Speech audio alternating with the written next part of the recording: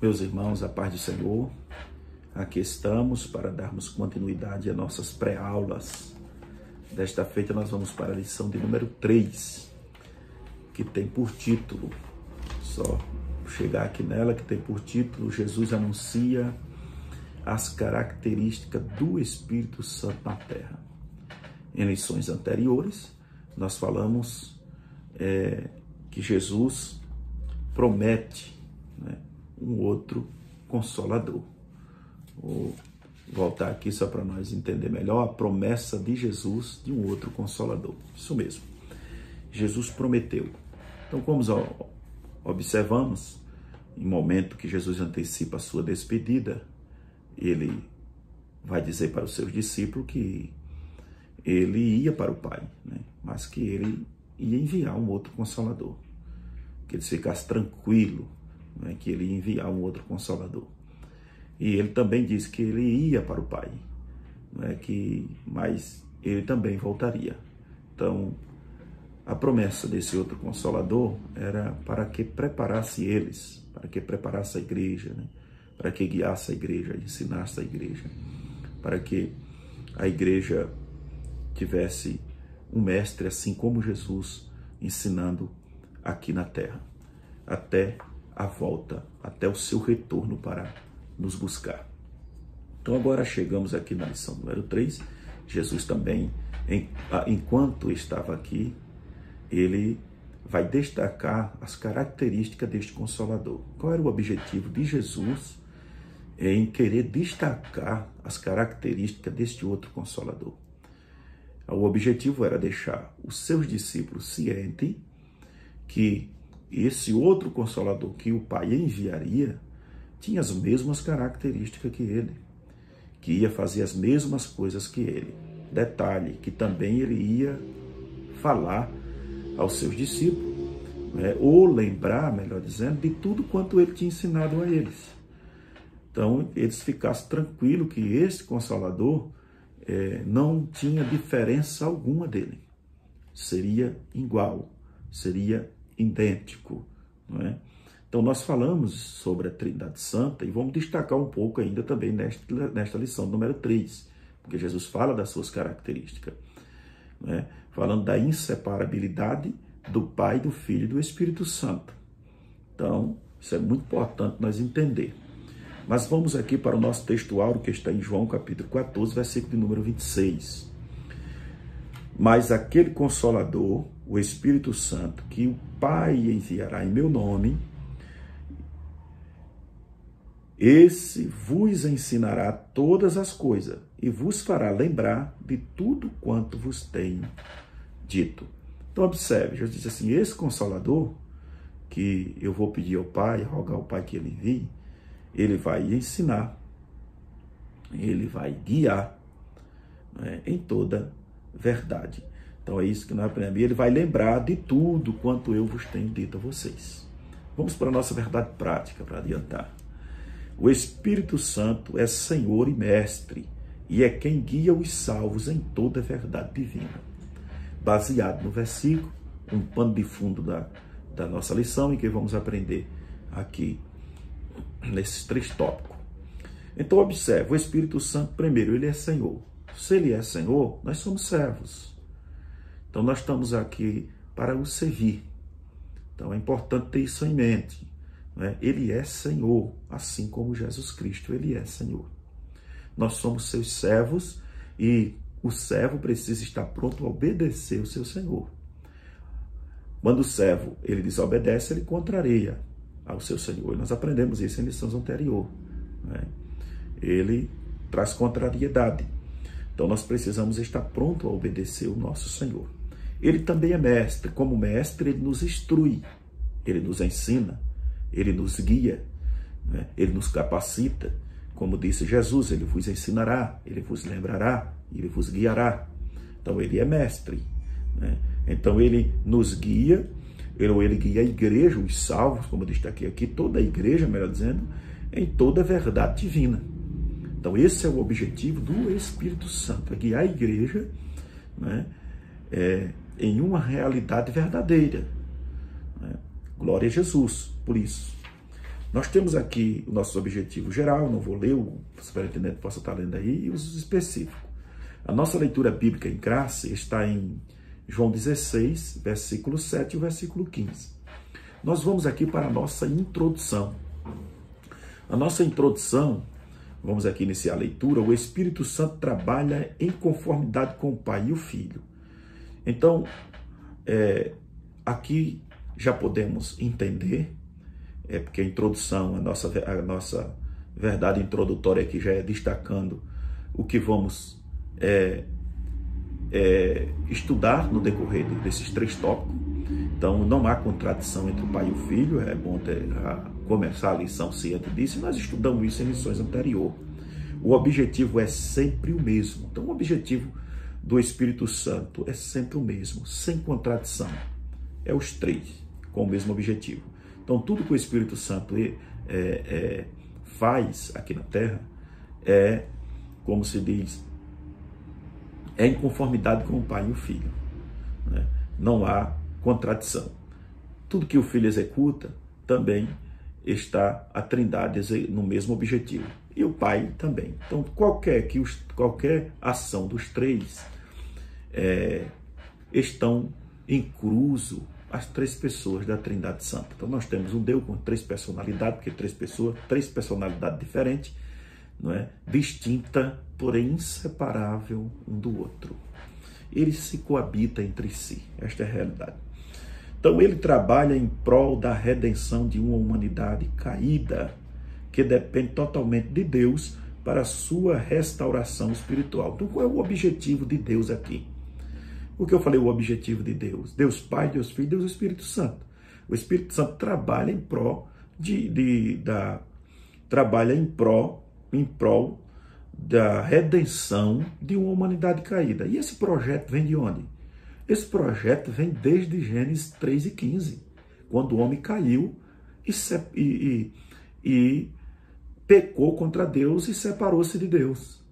Então, esse objetivo, esse projeto já vem de Gênesis 3 e 15, quando Deus faz a promessa de da semente da mulher viria para redimir essa humanidade caída. Então, o projeto é o mesmo.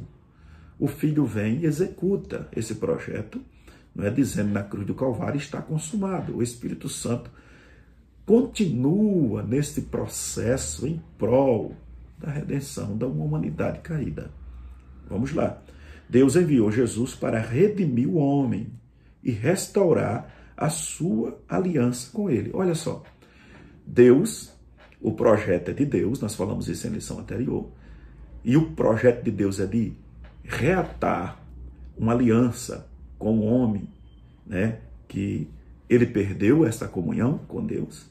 Ele envia o seu Filho para reatar essa aliança, quer dizer, para executar. O Espírito Santo, ele continua neste projeto, como eu já falei para os irmãos, de trazer o homem, né, novamente a uma comunhão com Deus, reatar esta aliança com Deus, uma aliança que foi quebrada, né? Separou o homem de Deus. O que é que separa o homem de Deus? O pecado. Paulo escreve em Romanos 3 e 23 que todos pecaram e destituídos estão da glória de Deus. Mas a partir do versículo 24 e 25 nós observamos o projeto em execução. O projeto de Deus em execução, assim, por meio de Jesus Cristo, né? Deus, novamente, ele reata essa aliança com o homem. Então, abre a porta para que o homem volte novamente para Deus. E o Espírito Santo faz esse processo, né, fazendo a aplicação desse processo na vida do homem, para que ele retorne para Deus. Então, voltando aqui, o que distancia o homem de Deus foi o pecado. Isaías 59, 2. As vossas iniquidades causam separação entre vós e o vosso Deus. Então, nós vamos aqui para o primeiro ponto. O Espírito Santo fortalece a igreja. Olha, o Espírito Santo é quem nos fortalece. É o combustível da igreja, né, para que nos mantenha vivo. Então, o Espírito Santo é quem mantém a igreja viva. Ele é quem nos mantém, não é? Podemos dizer, de pé. É quem nos mantém fortalecido em sua presença. nos dando, ele é quem instrumentaliza a igreja. Ele é quem vai nos instrumentalizando para que possamos executar a obra de Deus, nos capacitando para a execução da obra de Deus na terra. Então o Espírito Santo veio para a igreja. Nós temos aqui que o Espírito Santo veio para a igreja. Essa foi a promessa de Jesus. Eu vou para o Pai, mas vou enviar um outro Consolador que esteja com vocês. Jesus deixa claro isso quando ele diz assim, ó, e o Espírito da verdade que o mundo não conhece. Né? Quer dizer, ele não pode receber, por quê? Porque não conhece e não vê. Então nós temos aqui dois pontos importantes. O mundo não pode receber o Espírito Santo por dois motivos. Né? Dois motivos. Primeiro, não conhece. Né? Segundo, ele não vê. Agora ele diz assim, agora nós somos diferentes. Ele diz assim, vocês o conhecem. Por que o conhecemos? Diz assim, porque está em vós. Porque ele está convosco. E não apenas está conosco, ele está em vós. Duas coisas importantes. Nós conhecemos ele porque ele está conosco, nos auxiliando, nos guiando, nos ensinando, o nosso mestre e nosso Senhor. Então, outra coisa interessante assim, ele diz assim, e ele está em vós, quer dizer, ele mora dentro de nós, dando-nos essa força, né, nos mantendo vivo perante o Senhor. Isso é muito interessante. Então, o Espírito Santo veio para a igreja, né? Então, isso significa que o Espírito Santo foi enviado exclusivamente para a igreja e não para o mundo. E nós temos algumas definições do mundo aqui. Porque ele foi enviado, né, a este mundo e não para o mundo. É interessante entender isso aqui. Ele foi enviado a este mundo, não para o mundo. Foi enviado a este mundo para a igreja.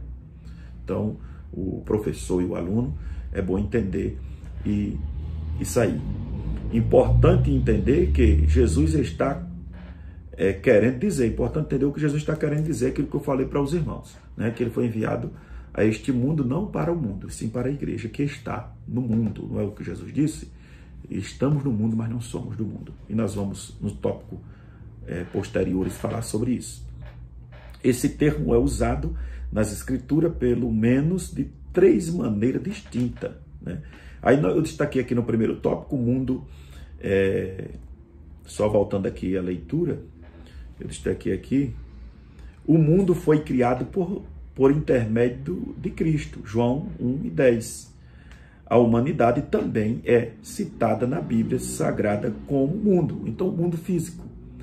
Nós temos um mundo criado por Deus, o cosmos, então é esse mundo que estamos vendo. Nós temos um mundo criado, o mundo físico, como podemos dizer, formado por pessoas, que as pessoas também, a humanidade é chamada de mundo.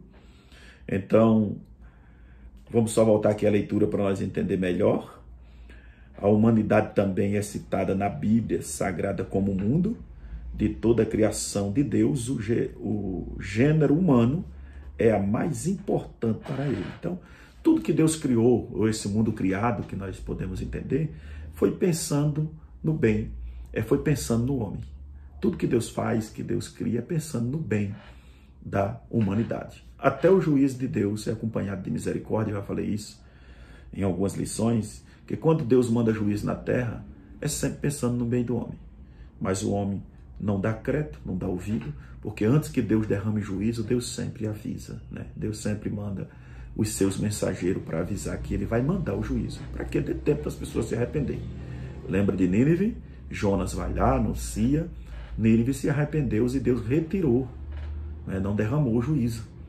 Então, lembra da época de Noé, dos antediluvianos? Noé anunciou 120 anos, mas o povo não deu crédito. Lembra de Sodoma e Gomorra?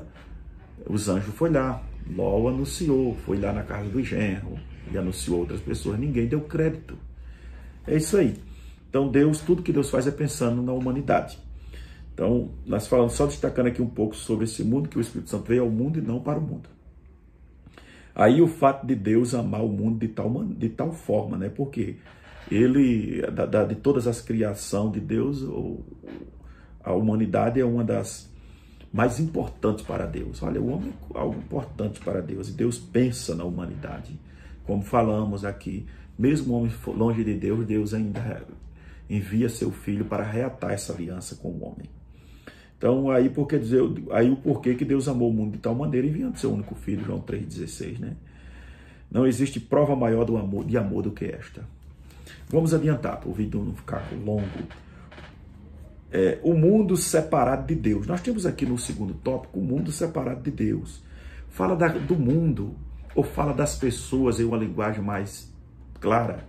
Está falando das pessoas que rejeitaram a Cristo.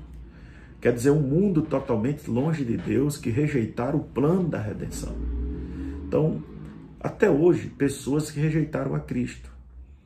Então, está falando desse mundo que está totalmente separado de Deus. Então, devemos observar isto, né, e analisar isto aqui. Então, nós estamos falando de um mundo que rejeitou a Cristo, não quis, né, aceitar o amor de Deus derramado sobre nós, e mesmo assim o homem rejeitou, né, esse amor, essa demonstração de amor, a maior demonstração de amor de Deus para com a humanidade, foi enviando seu Filho amado, Jesus Cristo, ao mundo, para que os homens fossem salvos por ele. Então está falando deste mundo separado de Deus, falando dessa humanidade caída e que não quer reatar a sua aliança com o Mestre. Mas só para adiantar aqui. 3. Não somos do mundo, como já falei para os irmãos, né? Jesus vai dizer em João 17 e 16 que nós não somos deste mundo. Em uma oração sacerdotal, como é conhecida, a Bíblia vai dizer que Jesus roga ao Pai, dizendo: Pai, cuida deles, porque eles estão no mundo, mas não são deste mundo. Jesus deixou claro que nós não somos daqui. Nós estamos aqui de passagem, melhor dizendo. Então, como cristão, devemos tomar muito cuidado para não andar em conformidade com o mundo. Romanos 12:2. Não se conformar, não se adequar a esse mundo, e sim fazermos uma diferença. Nós somos de Deus.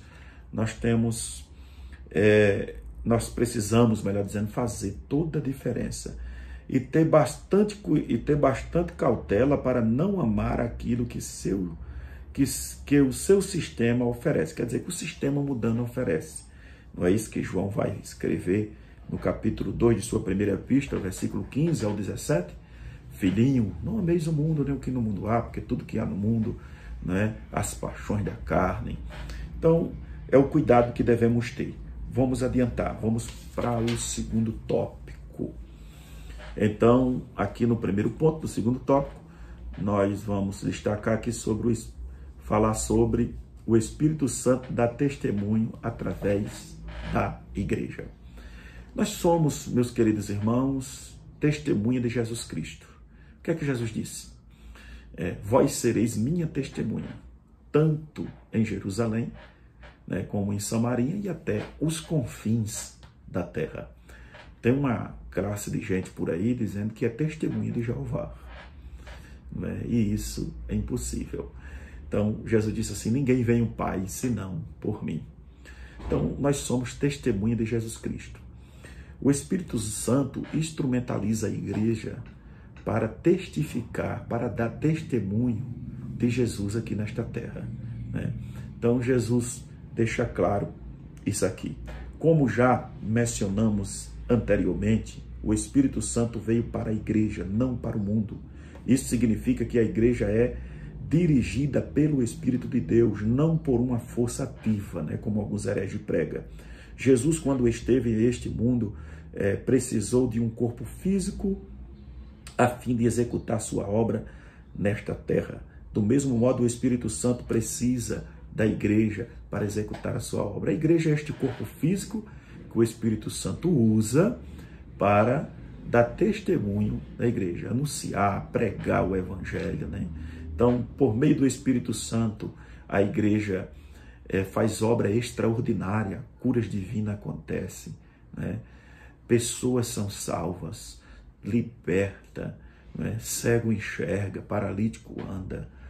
Então, tudo isto acontece por meio da igreja instrumentalizada pela pessoa do Espírito Santo. Muito interessante isto. Então, vamos lá. O nosso corpo é um instrumento de Deus que precisa ser afiado pelo diapasão do Espírito Santo. E eu aconselho os irmãos a ler aí na versão NVI, a nova versão internacional, que está em Atos 9,15, a respeito da chamada do apóstolo Paulo. Ele disse assim: ele é para mim um vaso escolhido na corrigida. Mas na NVI, trazendo uma linguagem mais clara, ele diz assim: um instrumento, ele é meu instrumento. Então, a igreja é um instrumento e precisa ser afiada ou afinada pelo diapasão que é o Espírito Santo, o instrumento que afina a igreja.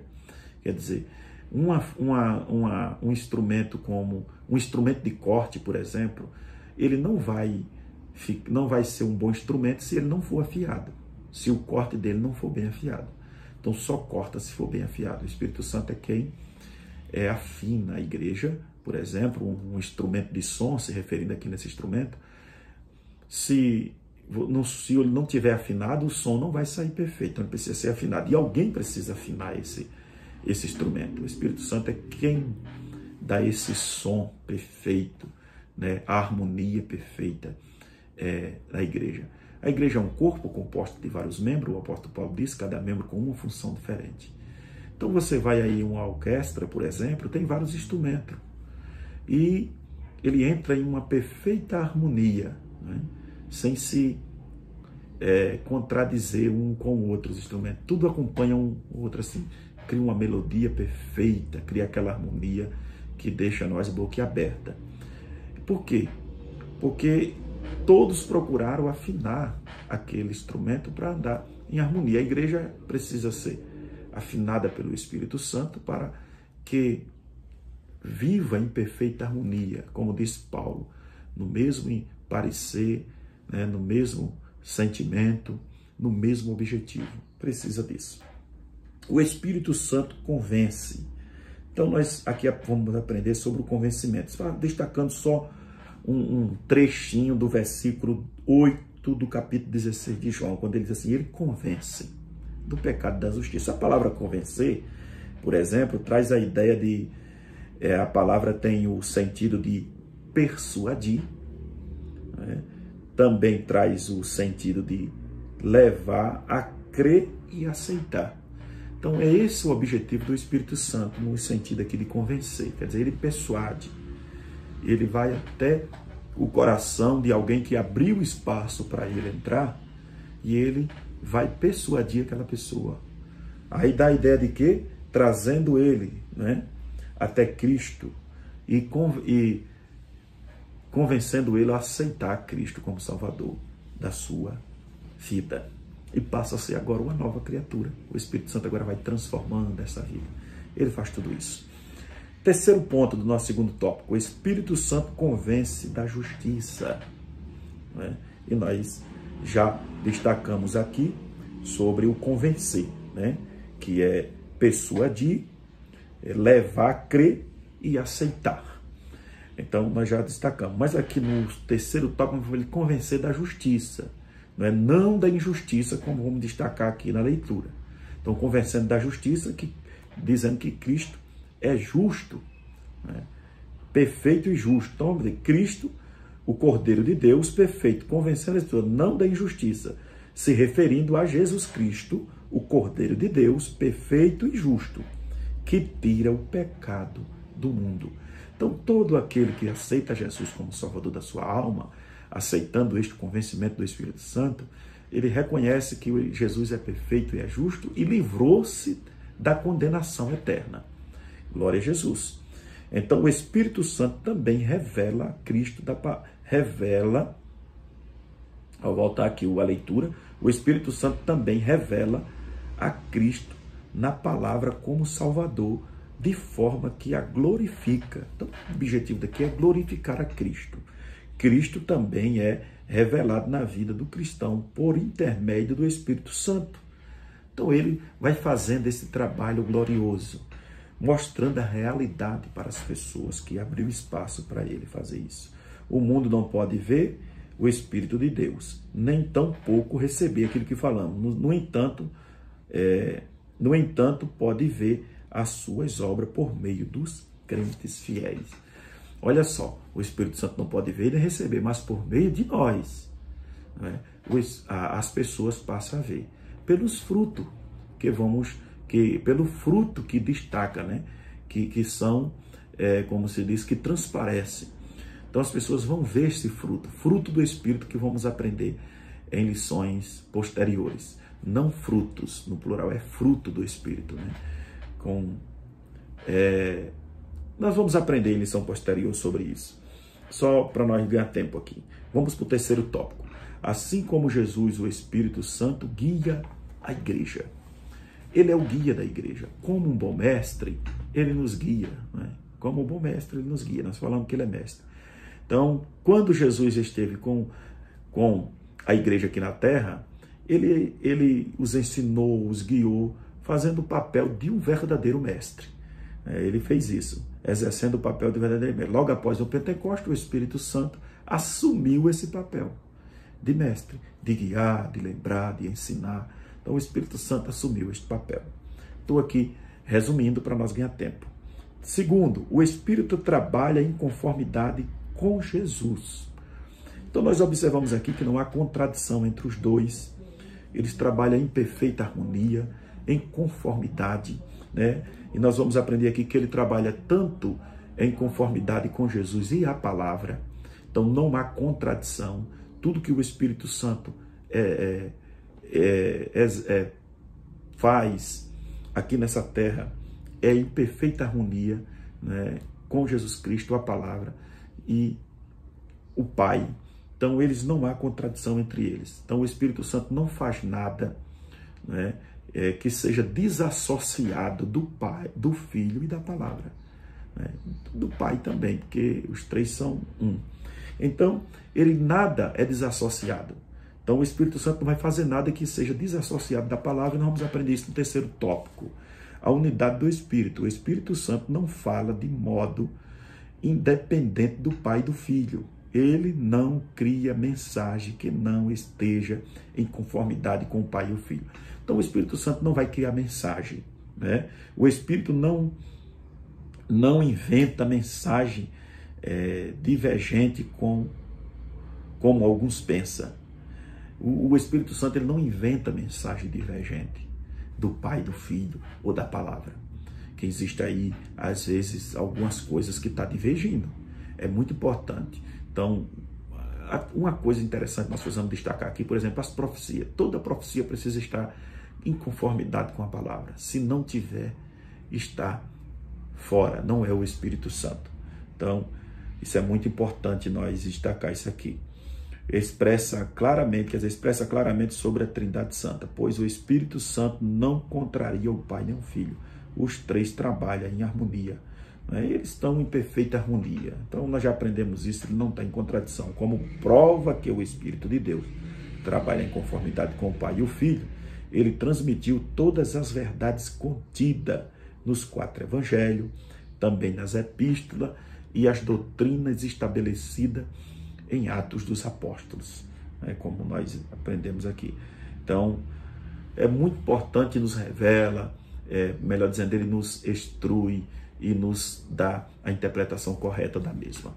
Então, o Espírito Santo trabalha em perfeita harmonia com o Pai e o Filho. Então, meus queridos irmãos, que Deus continue abençoando e que o Espírito de Deus continue falando melhor em cada coração.